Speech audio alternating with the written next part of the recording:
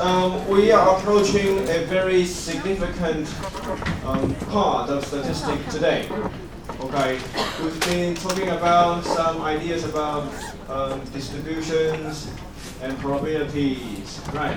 And remember, in the very early lectures, we talked about that the statistics is help us to get information and even insights from data.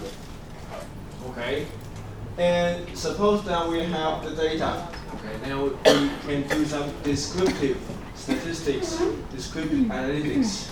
Right, we can use EDA to use the graphs, to use the figures, to use the numerical numbers to represent, to denote, to analyze some of the data set.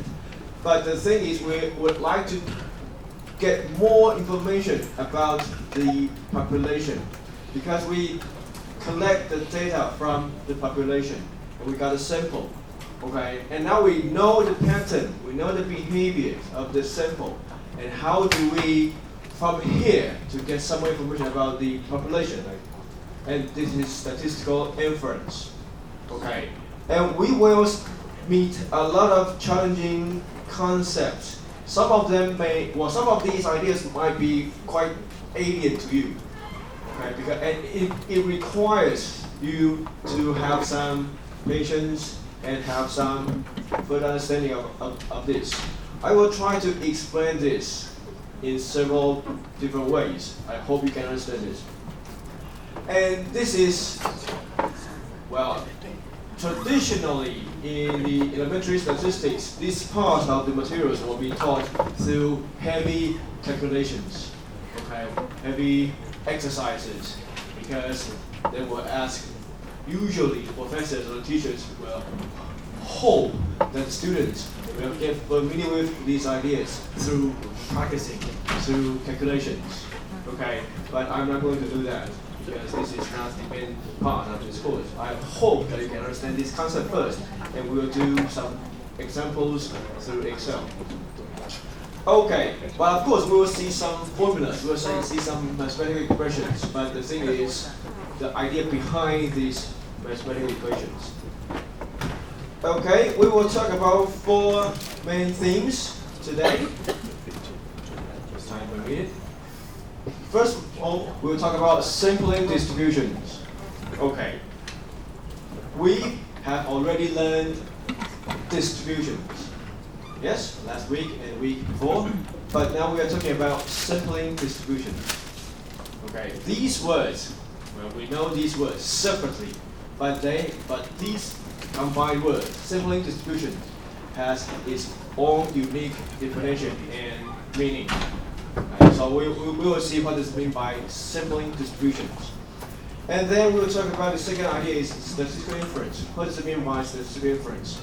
And there are further 2 topics within statistical inference. The first one is estimation.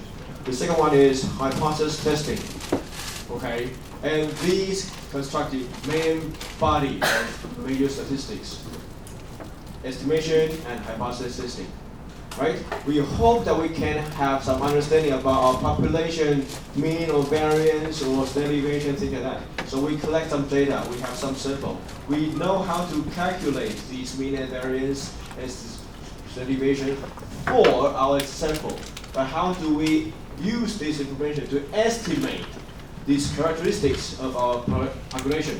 That is estimation. And given this estimation, how do we, well, do some hypothesis testing? Is this value greater or equal or less than some specific value that we are interested in? Okay, so these are the basic idea about hypothesis testing. We'll go through these concepts today. Right, remember this plot in the very early talk, right? We say we have populations, there are lots of, well, entities, a lot of people, animals, or plants, whatever, in our population. So we would like to have some sample. We take a sample through sampling. The sampling is a verb, okay? And it's the process of taking the samples from our population. There are several, well, quite a lot of principles of doing sampling, but that is not the focus of this course. Usually in a statistics department, okay, there will be several series of courses talking about sampling. Because based on your understanding of the population or the purpose of your study, okay, there are several ways to do some effective, efficient, and smart sampling so that we can extract the most information from the minimum data. Okay, so sampling itself is a very interesting and challenging knowledge. But we won't talk about that because it requires lots of practice and also some mathematical understanding of this structure. Okay, but at least you know to get the data, to get the sample, we have to go through the process of sampling. Okay, right, and we say we have parameters in our population, and correspondingly we have statistics in our sample. Okay, so the parameters include the mean, the variance, the skewness, the kurtosis, a lot of things. Okay, some of the properties, mathematical properties of this data. Right, so parameters and statistics, you know this. And about statistical inference. Okay, statistical inference is the process of making an estimate, prediction, or decision about a population based on a sample. So you can see the yellow arrow from right to left. Okay, so we have a small number of observations, of samples. Now we would like to get some broader understanding of our population. That is inference. Okay, so we usually use the statistics in our sample to infer the parameters of our population. Okay, so we use sample statistics to infer population parameters. Okay, right, so let's quickly look at a very interesting idea about sampling. Remember, we have to go through the process of sampling. Okay, so the effectiveness or the efficiency of the sampling will have a huge impact on our quality of our sample. Okay, and given that sample, how do we conduct the analysis or the process of inference to get the most information about our population? Okay, so let's look at the first idea about sampling. Okay, we know that sampling is the process of getting data from the population. So, given this, sampling distribution of the mean. Okay, now what does it mean by sampling distribution? Right, so let's look at this example. So suppose we have a fair die, okay, 6 faces, and we throw it and infinitely many times. And with the random variable, we have the capital X to denote the number of spots on any throw. Right. The number of spots would be 1, 2, 3, 4, 5, or 6. Okay, and based on our definition of probability, either the frequentist or the theoretical basis, we know the X would be 1, 2, 3, 4, 5, 6, and the probability of X would be 1, 6. Okay, it's quite straightforward. And when we draw this sample, okay, after running this infinite many times, then we can calculate its mean like this, and its standard deviation like this, and variance, right?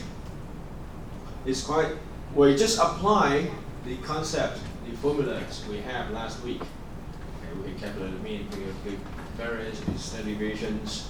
Okay, so given these examples, we know the mean of our sample would be 3.5, and the variance of this population would be 2.92, and the corresponding standard deviation would be 1.01. Okay, so that's the idea.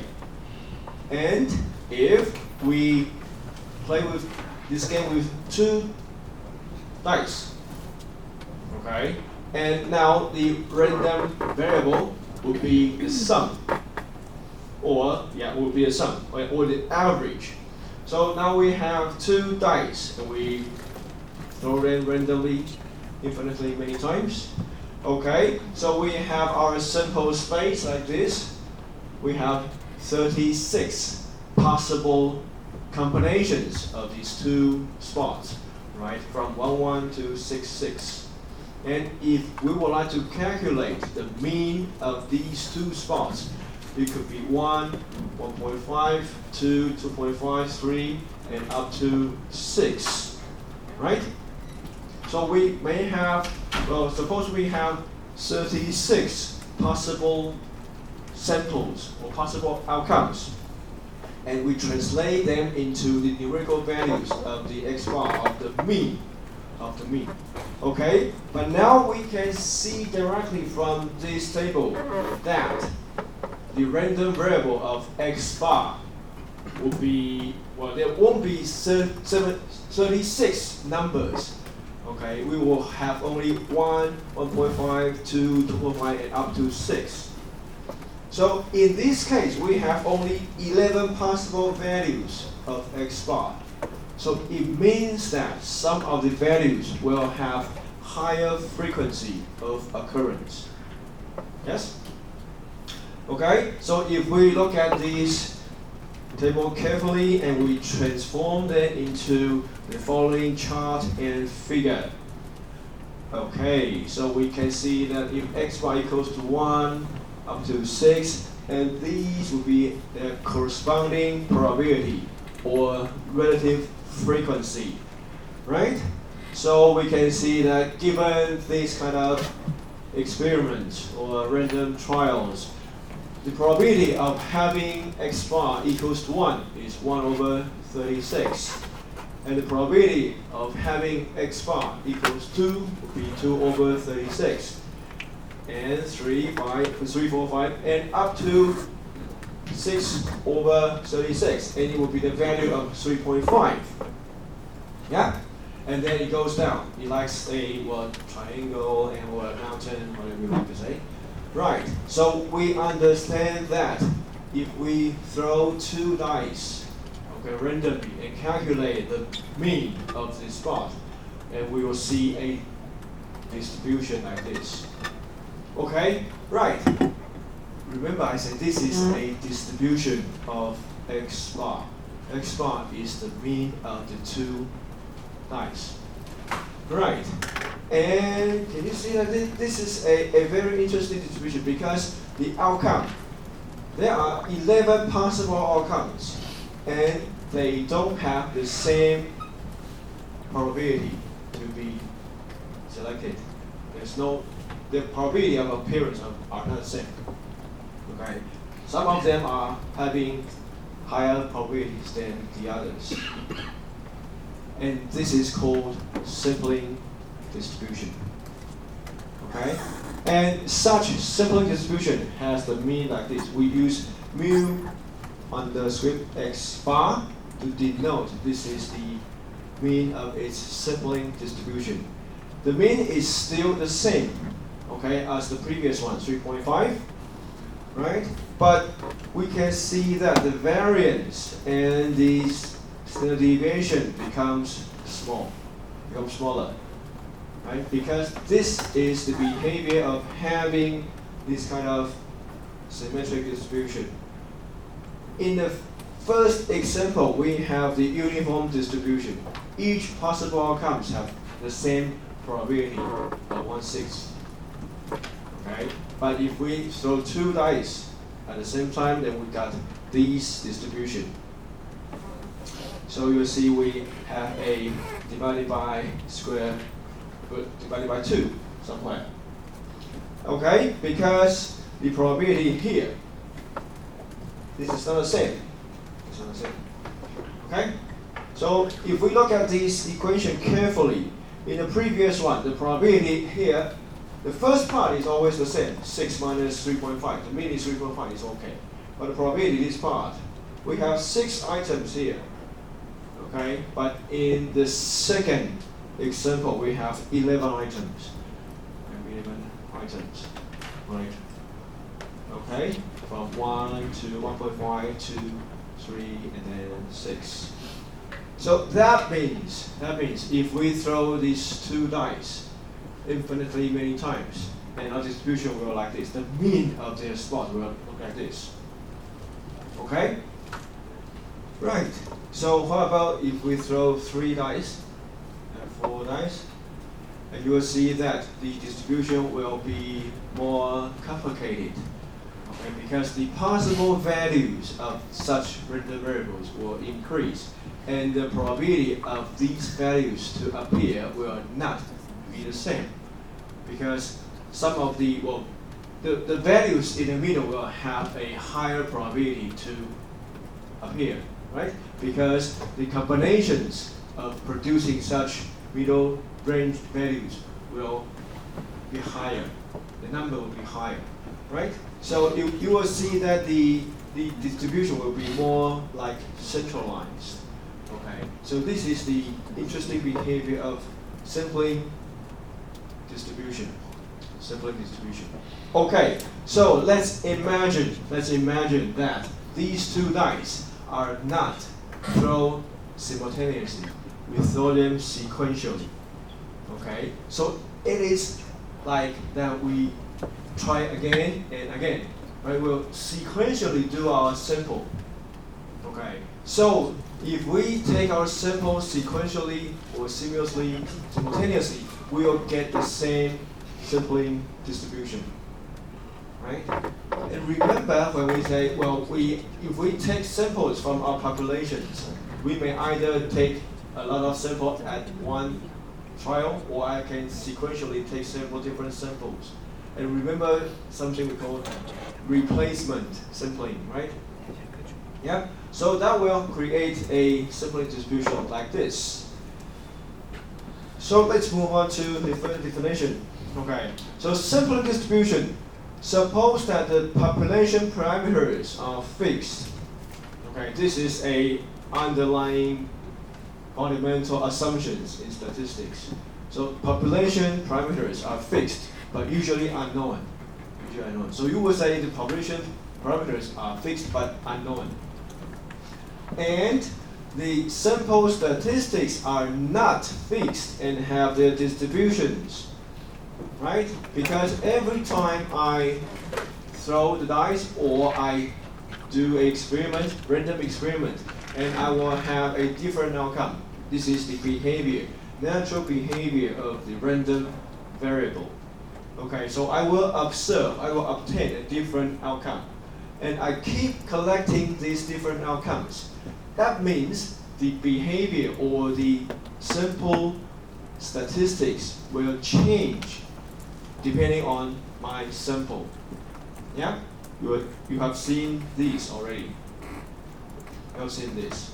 I throw two dice, or I throw the same dice twice. I will have such different outcomes. So these are the random outcomes I will get, right? So the behavior of the sample will be determined by our sample itself. So it means that even though the population parameters are fixed, the sample statistics will be random. So it will have its own distribution, and it's called sampling distribution. Okay? Right? So the sampling distribution of the mean x bar, means of a random sample drawn from any population, is approximately normal for a sufficiently large sample size. Okay. This is a very, very famous theorem called central limit theorem in statistics. Okay.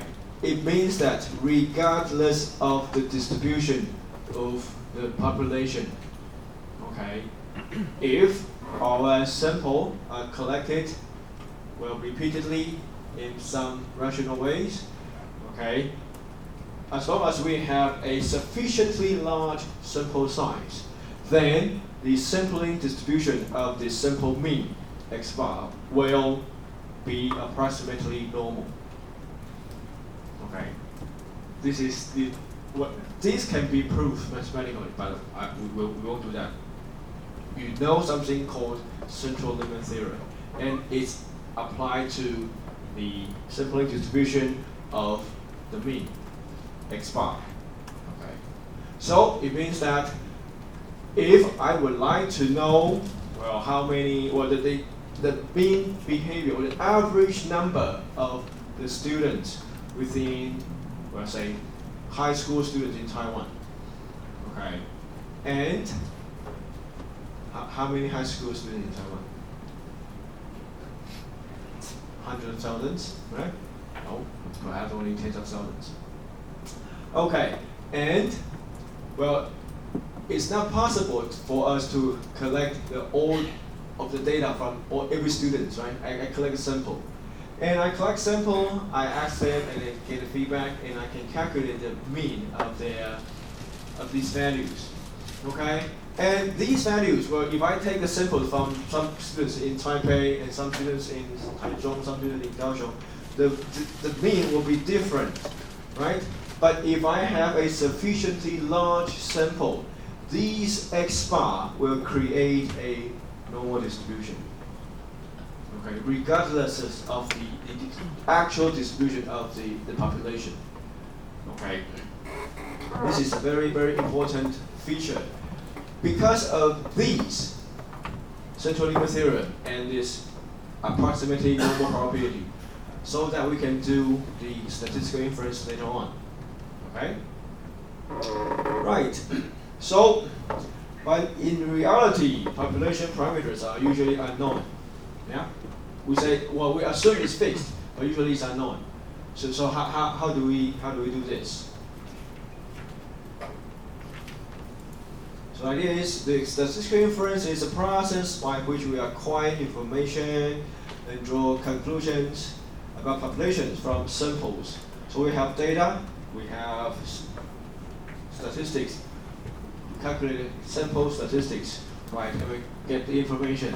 This information is about population parameter. So in order to do such inference, we require the skills and knowledge of first, descriptive statistics, you already know, probability distributions, you already know, and then sampling distributions, you just learn it. Okay. So given these three components, we are able to study statistical inference. Okay? So remember lots of examples we've been discussing through in the previous lectures, right? So we have lots of parameters to be estimated, to be understand, and we have the sample to calculate the X bar, the mean or the standard deviation or the variance. We try to use this information to predict or to forecast or to understand the population. So we need statistics, descriptive statistics, and probability distributions and sampling distributions. Okay, given this, we now proceed to the statistical inference part. So as we said, there are two types of inference. The first one is estimation, the second one is hypothesis testing. Okay, so the first one, estimation. The objective of estimation is to determine the approximate value of a population parameter on the basis of sample statistics. So suppose we have sample mean X bar, and we will use it to estimate the population mean, which is mu. Okay. So estimation. The estimation. There are two types of estimation. Okay. The first one is called point estimate. The second one is called interval estimate. Okay. We have slightly talked about this idea in early lectures, but now we are going to introduce them in a formal way. So point estimator draws inference about a population by estimating the value of an unknown parameter using a single value or a single point. Okay, so we have a single point on a value line. So we predict or we estimate a single value of the population parameter. And the interval, okay, interval estimator draws inference about the population by estimating a interval for that specific parameter, population parameters. But basically, such interval estimate will be constructed from the point estimator. Okay. We have to have the point estimator first, so that we can create the second type of estimator, which is interval. Okay. And these two types of estimators are both useful. Okay. So, for example, suppose we want to estimate the mean summer income of a class of business students. And suppose we have n equals 25 students, okay, the sample size, and x bar is calculated to be $400 per week.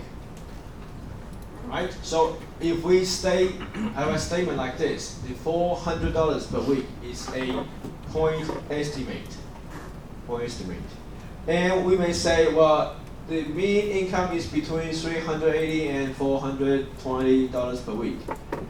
Such statement is an interval estimate. Okay? So we will see these two types of estimates quite often in our daily discussions. Okay? A point estimate is, well, sometimes people prefer such point estimate. Okay? It gives us people will think this is an accurate, it's a precise prediction or estimation. But sometimes we prefer to have an interval estimate because it gives us a possible range. But the thing is how we get this point estimate and how we calculate or how we obtain such interval estimate from a point estimations. Or what's the width? How do we determine the width of the interval? Okay? The width of the interval means something. Okay. Basically, the idea is the narrower the width, we will have a bit higher understanding, higher precision. Okay, we will think the prediction is more accurate. And wider range, wider width of this interval will make us less confident because it's too wide. Okay. So how do we find the balance? How do we find a useful and standard way to find the correct width for such interval estimates? It's the issue of statistical inference. Right? Now, we would like to give you a basic example. So, suppose that we are going to estimate mu.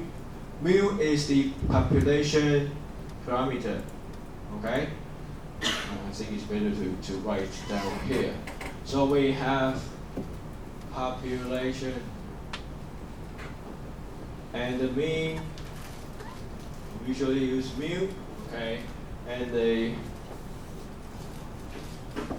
variance. And we have sample, we use sigma squared. And for a sample, we use x bar. Okay? And sometimes we use little s squared.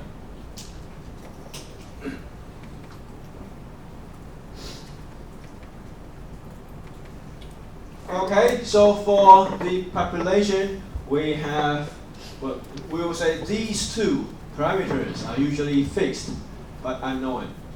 Okay, but now we are going to estimate this unknown mu, but we say this one is fixed and known. Okay. Well, you might find this interesting. Okay, but this is the way that statistics or the statisticians develop such idea. Okay. Right. So the title of this slide: estimating mu when the sigma is known. This one is known, but this one is unknown.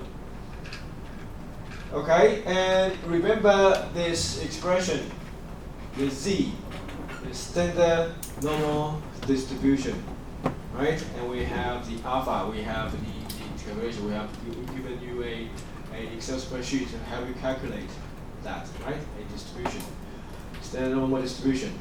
So for x bar, about the simple mean.